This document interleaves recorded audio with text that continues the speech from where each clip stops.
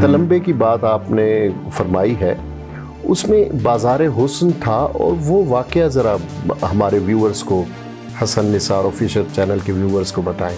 ایسا ہے کہ 1818 میں پٹھانوں کی حکومت تھی ملتان پر، جی، پٹھان قبیلے، تو اسے رنجیت سنگھ نے 1818 میں فتح کیا، اور مظفر خان آخری بادشاہ تھا، اپنے 5 بیٹوں سمیت شہید ہوا اور اس نے قبضہ کیا۔ جی، تو اس نے 3 جگہ بازار حسن بنائے، ایک ملتان میں بنایا، ایک کیروڑ پکا میں بنایا، اور ایک ہمارے تلمبا میں بنایا۔ اچھا، تلمبا میں 1 مہینہ سٹے کیا، چونکہ راوی اس کو ایسے ہی ٹکر کھا کے گزرتا تھا، اور کھجوریں تھیں اور بہت حسین منظر تھا تلمبے کا۔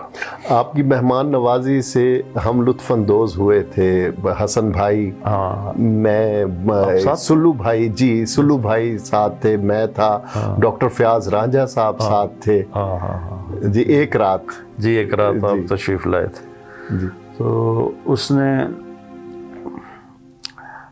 1818 میں یہ قائم کیے تھے 3 اڈے، وہ تینوں مسلسل چلے آ رہے تھے، اب بھی چل رہے ہیں۔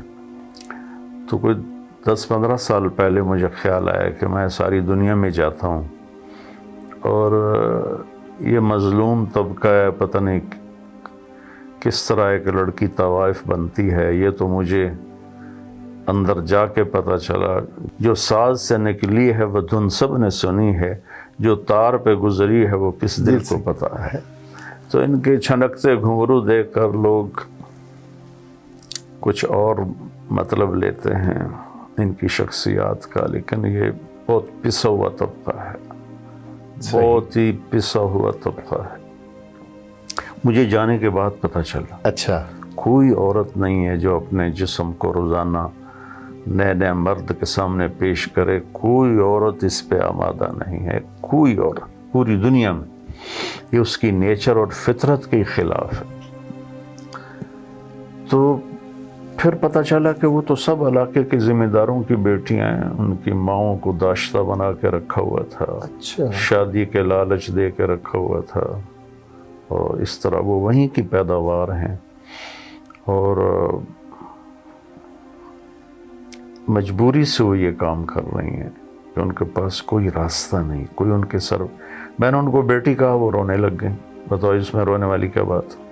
کہ میاں صاحب ہمارا وہاں ٹائٹل ہے میاں صاحب سانو بیٹی کدی کہہ نہیں آکھیا، اے تو سب پہلے بندے ہو جائیں سانو بیٹی آکھیا، سان تک کوئی بیٹی نہیں آتا۔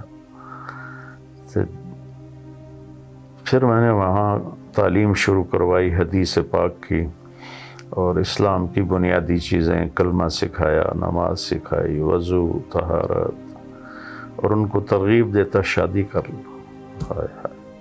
تو ایک طوائف نے کہا، وہ تھوڑی ڈھل گئی تھی، کہنے لگی کہ مولانا آپ میری بیٹی کا رشتہ تلاش کرو۔ اچھا، تو میں نے کہا رشتہ تو تم خود تلاش کرو، شادی کا خرچہ میں کروں گا۔ کہنے کہ مولانا طوائف کے کوٹھے پہ رشتہ پوچھنے کون آتا؟ ہوئے ہوئے ہوئے ہوئے، مجھے اس نے رلا دیا بی بی نے کہ طوائف کے کوٹھے پر رشتہ پوچھنے کون آتا ہے مولانا۔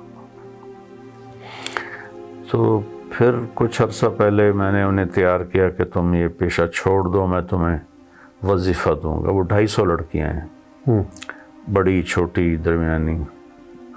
تو دوستوں سے چندہ کر کے میں کچھ 40 لاکھ ماہانہ ان پہ خرچ کرتا رہا۔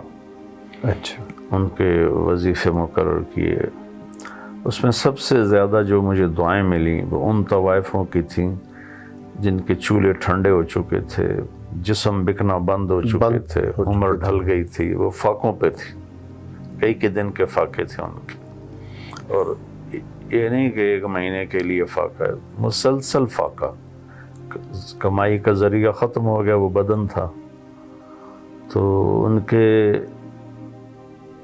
رو رو کر وہ میرے لیے دعائیں کرتی تھیں۔ تو جب تک یہ کرونا نہیں آیا جی، تو میں ان کو وظیفے دیتا رہا، ان کی شادیاں کروائیں، بہت سوں کی شادیاں کروائیں، بہت سوں نے یہ کام چھوڑ دیا، بہت سوں نے نہیں چھوڑا، وہ پھر بھی کر رہی ہیں، لیکن میں پھر بھی ان کو دیتا رہا۔ مجھے میرے ساتھی کہتے یہ تو پیشہ بھی کر رہی ہے، آپ سے پیسے بھی لے رہی، ضائع ہو رہے ہیں پیسے. میں نے کہا یہ پیسہ میں اگلی نسل پہ خرچ کر رہا ہوں، ان کی اگلی نسل انشاءاللہ اس سے نکل آئے گی. واہ.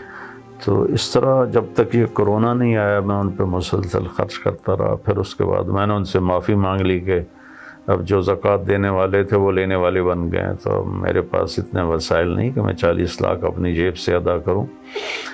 لیکن اب بھی میرا ان کا محبت کا رشتہ باقی ہے، قائم ہے.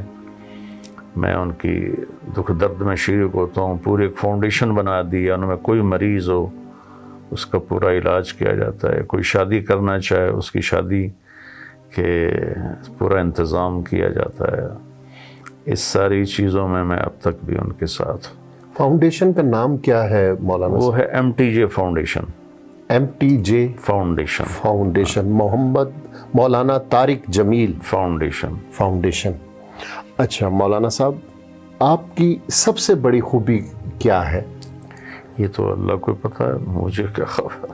میں اپنے جس سے لوگ خوش ہوتے ہیں، جو لوگ بیان کرتے ہیں.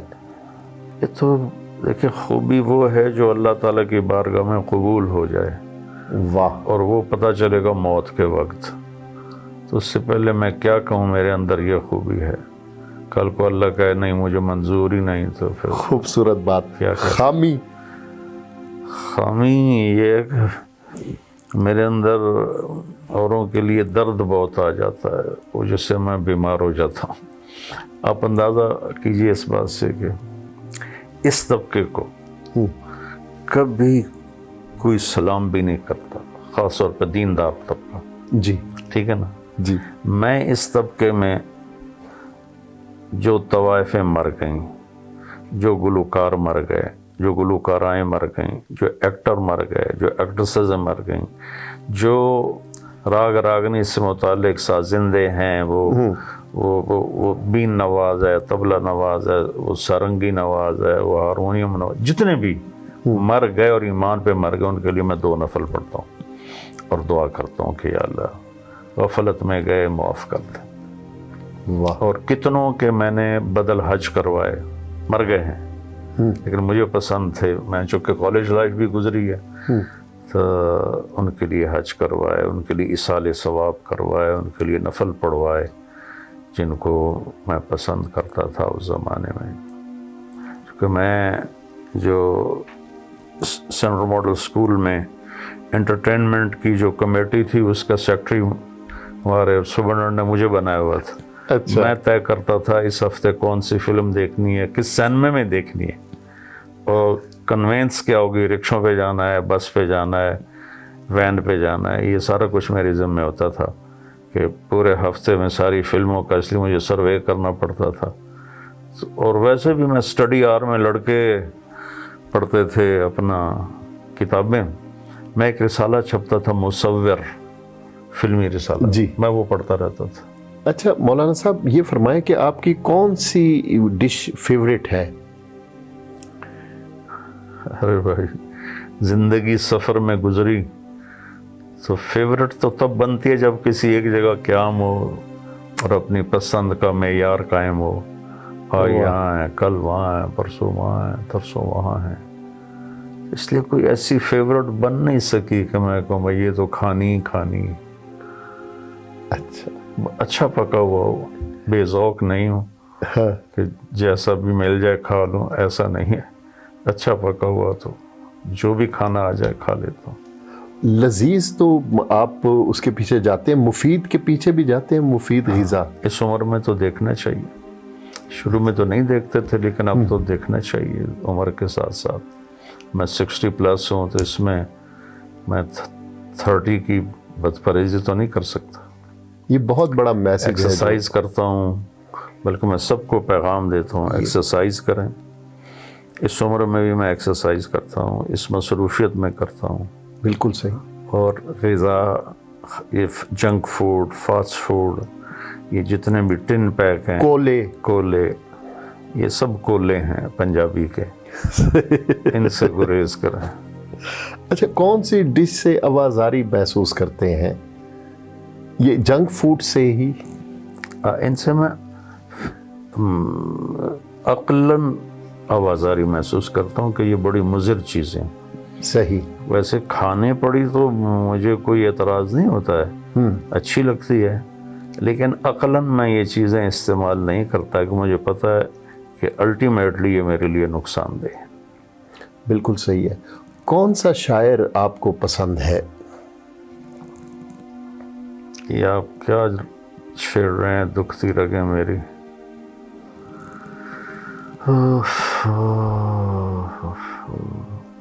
شکیل بدایونی, واہ, جس نے مغل اعظم کے گانے لکھے تھے نا, بالکل, اس کی واہ, دل کرتا ہے اس کو پڑھنے کو. اور شکیل بدایونی کا یہ شعر بھی, اور جو گانا اس نے لکھا تھا لیڈر فلم کے لیے, ایک شہنشاہ نے بنوا کے حسین تاج محل, ساری دنیا کو محبت کی نشانی دی ہے. جبکہ ساحر لدھیانوی نے کہا تھا, ایک شہنشاہ نے دولت کا سہارا لے کر ہم غریبوں کی محبت کا اڑایا ہے مذاق. اچھا, شکیل بدایونی آپ کو پسند ہے؟ اس کو تو اب جانتا ہی کوئی نہیں ہوگا وہ کون تھا. بالکل, بہت بڑا. اور آج کے شاعر ویسے ہی شاعری پر تہمت ہیں. جی, شاعری کوئی نہیں ہے آج تو. کوئی ایسا شاعر نہیں جس سے اثر لے کر کہا جائے کہ واہ واہ واہ واہ. بالکل ایسے ہی ہے. ناصر کاظمی تک ہاں, آتی ہے بات. کیا بات ہے. فیض احمد فیض بھی. جی, کوئی ایک شاعر نہیں, کئی, لیکن اس وقت ذہن میں حاضر نہیں ہے. کوئی ایسی خواہش جو پوری نہ ہوئی ہو؟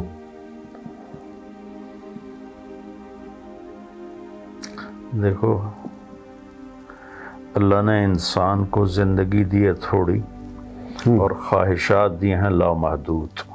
صحیح. تو نہ پوری ہونے والی کی تو فہرست ختم ہی نہیں ہو سکتی کسی بھی انسان کی. صحیح. یہ سوال ہی غلط ہے کہ کوئی ایسی خواہش, ہزاروں خواہشیں ایسی کہ ہر خواہش پہ دم نکلے. بہت نکلے. یہ ہے انسان. اس لیے اللہ نے اس کو جنت کے لیے ڈیزائن کیا ہے کہ وہاں پر زندگی بھی انتہا کوئی نہیں اور خواہشات کی بھی انتہا کوئی نہیں. تو لینے والے میں پوری کیپیسٹی ہے لینے کی, اور دینے والے میں دینے کی کیپیسٹی ہے پوری دینے کی. اللہ اکبر. تو یہ تو سوال وہاں کے لیے ہے. بالکل صحیح. یہاں تو ہر انسان گزارا ہی کرتا ہے. واہ. مرضی کا جہان اسے بنا نہیں سکتے ہم. آپ سے جو سوال اس طرح کے ہوتے ہیں, کیوں وہ اس لیے کرتے ہیں تاکہ آپ کے جواب میں جو میسج پنہا ہے نا وہ ویورز تک جائے. آخری سوال مولانا صاحب, کہ اور زندگی اگر ملے تو مولانا طارق جمیل ہی بننا پسند کریں گے, عالم دین؟ دیکھیں, یہ تو اللہ نے مجھے ایک ٹائٹل دے دیا. زندگی کا انتہا یا زندگی کی خوبصورتی یہ ہے کہ میں اللہ کی بارگاہ میں ایک اچھا انسان کہلاؤں. میں یہ چاہتا ہوں کہ میں ایک اچھا انسان بنوں. میرے ساتھ مولانا کا ٹائٹل ہو نہ ہو, اگر میں ایک اچھا انسان ہوں تو اللہ کو بہت پسند ہوں. مولانا کے بغیر ہی اللہ میری محبت لوگوں کے دلوں میں ڈال دے گا. لیکن اگر میں انسان اچھا نہیں ہوں, میری زبان کا بول ٹھیک نہیں, جذبات ٹھیک نہیں, احساسات ٹھیک نہیں, رویے ٹھیک نہیں, تو لوگ چاہے میرے پاؤں چومیں, میں جانور ہوں, میں کچھ بھی نہیں ہوں. بہت خوبصورت بات کی ہے. بہت شکریہ. آپ سے ہم کلام ہو کر بہت خوشی محسوس ہوئی. اور اس چینل میں جو اس چینل کے ذریعے, حسن نثار آفیشیل چینل کے ذریعے جو میسج آپ آخری کوئی میسج دینا چاہیں گے ویورز کو؟ وہی جو حسن بھائی کہتے ہیں, ان کے کالم تو کالم نہیں ہوتے, نوحہ ہوتے ہیں. پستی کا سبب اقتصادیات نہیں, اخلاقیات ہیں. اخلاقیات ہیں. یہ کئی دفعہ اس پر وہ کلم میں ان کو پڑھتا رہتا ہوں. جی. تو اخلاقی پستی سے نکلیں اللہ کے واسطے. جھوٹ چھوڑ دیں, دھوکہ دینا چھوڑ دیں. یعنی کم سے کم 2 چیزیں کر لیں. ایک جھوٹ نہ بولیں, ایک دھوکہ نہ دیں, کسی کو تنگ نہ کریں، کسی کا حق نہ ماریں، تو لوگوں کی دعائیں آپ کو اٹھا کے لے جائیں. جیسے پتنگ کو ہوا کا جھونکا اوپر اڑا کے لے جاتا ہے، ہوا نہ ہو تو بڑی سٹرگل کرنی پڑتی. اس سے لوگوں کی دعائیں پتنگ کے لیے ہوا کا جھونکا ہے جو اس کو اوپر سے اوپر اڑا کے لے جاتا ہے. واہ، بہت شکریہ.